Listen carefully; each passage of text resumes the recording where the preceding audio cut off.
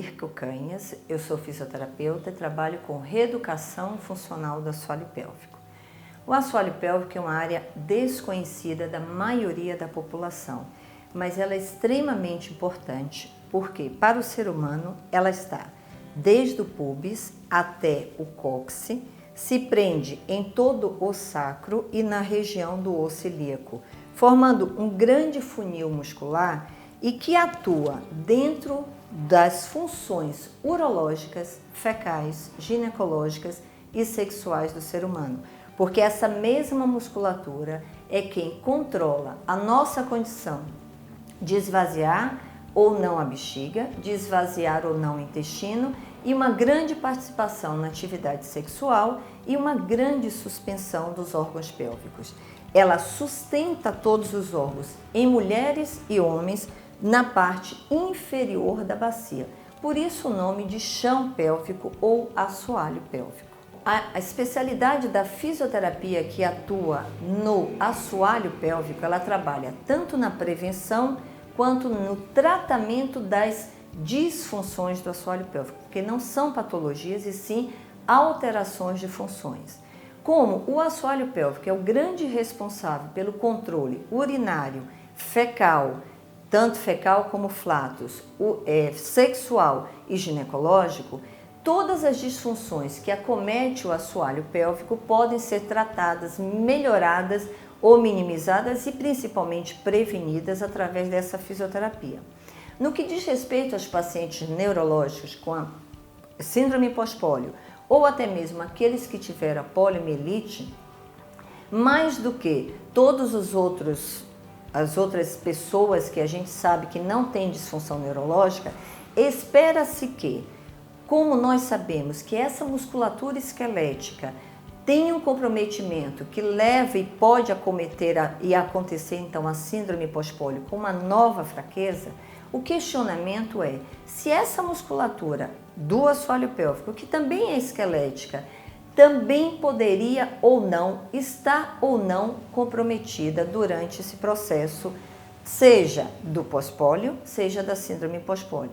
Em função disso é que criou-se essa investigação através do departamento e através de pesquisas para verificar e identificar que tipo de disfunção esses pacientes apresentariam ou apresentam. E a partir daí, todas elas podem sim ser minimizadas ou tratadas. Então, só para exemplificar, essa área da fisioterapia trata as disfunções urinárias, as disfunções de esvaziamento, as disfunções de enchimento, pode ser uma incontinência urinária, pode ser uma retenção urinária, o controle das fezes, o controle do pum e também todas as questões ginecológicas como a queda de órgãos, que tanta gente ouve falar na população de uma maneira geral.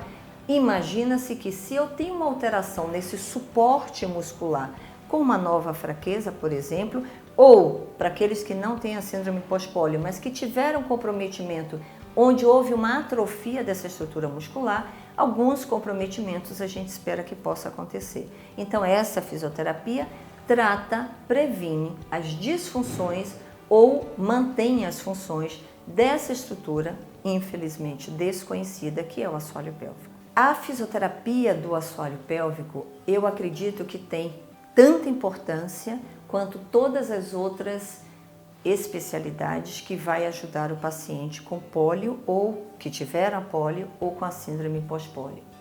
Porque viver numa situação de perda urinária ou perda do seu controle fecal ou medo, por exemplo, de escapar pum, fezes, urina em qualquer lugar, ou a grande dificuldade em esvaziar sua própria bexiga ou seu intestino, isso pode não ser uma grande patologia, mas dá o isolamento social, familiar e no trabalho. Nós sabemos que a população brasileira, de uma maneira geral, 10% sofre da incontinência. Você imagina que esses trabalhos não foram feitos com pacientes que têm uma disfunção neurológica ou entidades neurológicas. Então, esses pacientes que nós trabalhamos, que é a síndrome pós-pólio ou os pacientes que tiveram pólio, com toda certeza vão se beneficiar porque viver numa situação com algum tipo de deficiência física e que associado a ela encontra-se no desconforto de ter que usar um absorvente ou fralda e fazer essas trocas porque não consegue ter o controle sobre os seus esfíncteres, realmente é um benefício enorme na vida dessa pessoa. A especialidade de fisioterapia na reeducação funcional do assoalho pélvico, a primeira e mais importante função do fisioterapeuta é identificar na população que ele está trabalhando, no caso nosso, a síndrome pós-pólio, os pacientes da pólio, ou até, eu vou abrir aqui um leque para todas as entidades neurológicas, é identificar qual o problema que essa população apresenta. É um problema de esvaziamento? É um problema de enchimento? Eu não consigo esvaziar completamente meu intestino ou a minha bexiga? Eu não consigo ter um orgasmo, por exemplo, que eu dependo da musculatura do assoalho? O homem que depende dessa musculatura para poder manter a sua ereção? Então, a mulher que tem a probabilidade de ter uma queda de órgão, o seu útero entrar numa distopia ou um prolapso do próprio, ou um descenso do períneo, que é essa estrutura muscular que eu falei anteriormente. Então, baseado nessas avaliações e identificações do problema, a gente então busca o tratamento. E o tratamento vai desde uma modificação comportamental, eu tenho que saber o momento que eu vou fazer uma ingestão, o momento que eu vou esvaziar minha bexiga, porque uma frequência urinária diurna e a noturna é extremamente importante para manter a funcionalidade dessa bexiga. No que diz respeito ao intestino, a alimentação, o bolo fecal, o esforço evacuatório que eu tenho que fazer contra uma estrutura muscular que está debilitada, que está fraca ou pouco trabalhada, também é extremamente importante. Daí a importância dessa equipe multidisciplinar, porque a nutrição vai orientar para a formação melhor desse bolo fecal e nós vamos reeducar essa estrutura muscular para que ela suporte e possa ter o seu controle do relaxamento e da sustentação na hora da evacuação, o controle do pum no momento inapropriado, por exemplo, e a prevenção dessas quedas, dessas distopias. Então nós temos modificação comportamental, treinamento da musculatura do assoalho, nós temos a eletroterapia que recupera e resgata o brotamento neurológico que eventualmente os periféricos que nós podemos fazer sim com a eletroterapia, nós temos o biofeedback que faz com que o paciente consiga identificar uma área tão desconhecida, porque é fácil pedir para alguém contrair, fechar a mão, né, abrir e fechar, mas é muito difícil pedir para alguém contrair o ânus, contrair a vagina ou sustentar essa contração. É um pouco difícil a gente conseguir esse comando. Então, baseado nisso, nós temos o biofeedback e também as terapias comportamentais. Por quê? A função da bexiga e a função do intestino tem que ser resgatada. A bexiga e o intestino são caixas de reservatório que tem que encher e esvaziar. Encher e esvaziar. E esse enchimento pode ser trabalhado, educado, reeducado com o paciente quando a gente faz a chamada terapia comportamental. Então vocês têm assim uma ideia, né, apesar de muito rápido, da importância que é compreender o nosso assoalho pélvico. E eu acho que o mais importante, o que o Instituto está fazendo é informar que nós temos essa estrutura muscular, nós precisamos dela e nós temos como trabalhar e recuperá-las. Essa é a função do fisioterapeuta. Eu diria que as questões particulares cabe, né, e é importante que o profissional que lida com o assoalho pélvico entenda que o paciente neurológico tem sim diferenças do paciente não neurológico, mas eu diria mais, o paciente não neurológico é completamente diferente um do outro. A particularidade do atendimento e a individualidade é a peça-chave de um atendimento. Eu não posso ter nessa área um protocolo pré-estabelecido de que cada paciente vai fazer isso, isso, isso e isso.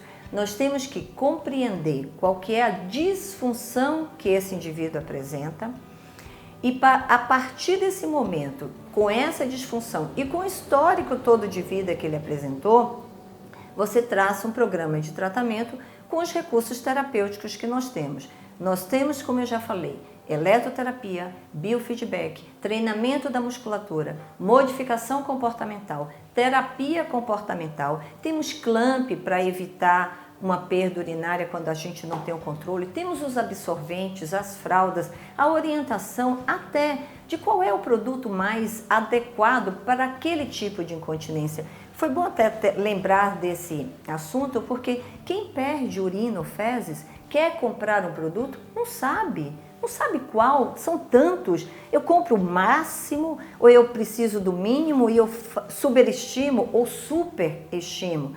Então, e quem vende também não sabe quantificar. Nós profissionais temos sim condições de orientar essas pessoas. Olha, o melhor produto para você é esse, porque a tua queixa, os teus sintomas, os teus sinais visíveis lhe orientam ou nos orientam a te indicar esse produto. Então, realmente a diferença exata não existe. Eu diria que ela existe para todas as pessoas, porque eu diria que o mais importante é o profissional avaliar individualmente e dar a cada paciente a sua terapia que for mais adequada para a sua queixa, não protocolos pré-existentes. Em relação a dicas, a orientações, eu tenho várias. A primeira delas é conhecer, a educação. Nós precisamos conhecer o nosso corpo. Existe um tabu muito grande quanto ao assoalho pélvico, quanto à região pélvica. Na maioria de todos os programas de músculo, de atividade física, de clubes, de treinamentos, trabalha-se da cabeça até o púbis, pula a região pélvica, porque é uma área altamente proibida a se falar, e começa a trabalhar da perna para baixo. Quando eu fiz o meu trabalho de mestrado, que foi o primeiro do mundo, da Escola Paulista, junto com o Dr. Acari, no setor de doenças neuromusculares, nós não sabíamos o que os nossos pacientes podiam apresentar. E uma das questões muito importantes era, se eu tenho uma atrofia de perna, que é visível, que todo mundo sabe que a polio afeta principalmente membros inferiores, como também superiores, mas até onde vai essa atrofia? Será que ela entra na pelve? Será que esse músculo do assoalho pélvico, que depende do nosso controle, também é afetado? Ninguém sabia. Foi daí que o Dr. Acari me convidou, por conta de eu trabalhar, tanto dentro dessa área de assoalho pélvico, e me pediu para que eu fizesse uma investigação de quais eram esses sintomas. E aí eu digo, bom, se eu tenho que saber se o paciente tem, vamos perguntar. E quando eu perguntava, qual a surpresa? Ninguém conhecia, sequer sabia que área é essa. Existe um outro problema, não se envergonhe, porque o músculo do assoalho pélvico é igual um bíceps, um quadríceps. Eu falar que perco pum, cocô, xixi, é igual falar que eu estou com a dor no cotovelo. Então eu tive que quebrar o tabu do paciente, para que ele se abrisse comigo, para que ele tivesse confiança e pudesse dizer, sim, eu estou com problema, eu não consigo urinar tudo, eu não esvazio a minha bexiga, eu não esvazio o meu intestino. Então eu digo que para o profissional de saúde, o mais importante, educar. Então isso que o Instituto está fazendo, eu acho a peça-chave. Segundo, que o paciente se autoconheça. Pega um espelho, olhe, vê como é que é, aonde que fica o ânus, aonde que fica a vagina para as mulheres, aonde que fica a uretra. Vê se eles são capazes de abrir e fechar. E vê se são capazes de segurar essa contração por 5 segundos. Já é uma bela dica. Depois, relaxar. Tem muita gente que não consegue evacuar, mas não é porque é constipado, é porque trava, porque contrai. A hipertonia não permite que nada saia. Portanto, as pessoas têm que saber, eu sei relaxar e contrair o meu assoalho pélvico? Ok. Outra coisa muito importante é a gente saber que tudo que a gente coloca pela boca tem uma via de saída, seja líquida, seja bolo fecal. Portanto, é fundamental eu ter o meu controle da ingestão e do esvaziamento. Quanto eu devo beber de líquido por dia? 30 ml por quilo de peso. Obviamente, algumas variações de temperatura, calor, atividade física, mas no mínimo 30 ml por quilo de peso ou dentro desse padrão. Será que eu estou esvaziando isso? Se eu não esvazio, eu estou retendo. Isso é um dado importantíssimo, o paciente identificar que ele é um retencionista, que ele faz força para fazer xixi, Força é bom? Não, mas às vezes é necessário, porque se eu não esvazio, eu faço força. Aí talvez tenha que sondar. Alguns pacientes fazem o autocateterismo, que é o cateterismo intermitente limpo, outros precisam de sonda de demora. Eu identifico, mas todo mundo que tem, todos esses pacientes que têm essas alterações neurológicas, podem também ter a fecal. E como é que eu sei? Eu deixo para lá, eu sou constipado. Não! Tem tratamento, procura alguém, procura o seu médico, se queixa, o fisioterapeuta, para que você reaprenda a usar a sua musculatura e possa fazer uma evacuação.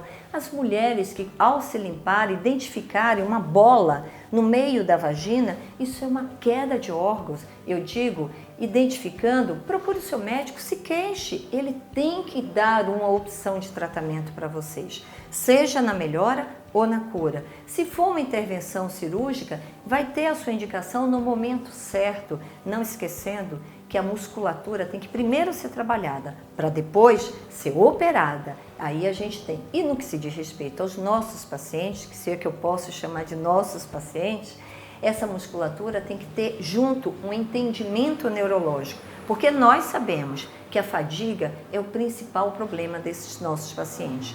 Nós profissionais não podemos oferecer uma atividade como oferecemos a todos os outros.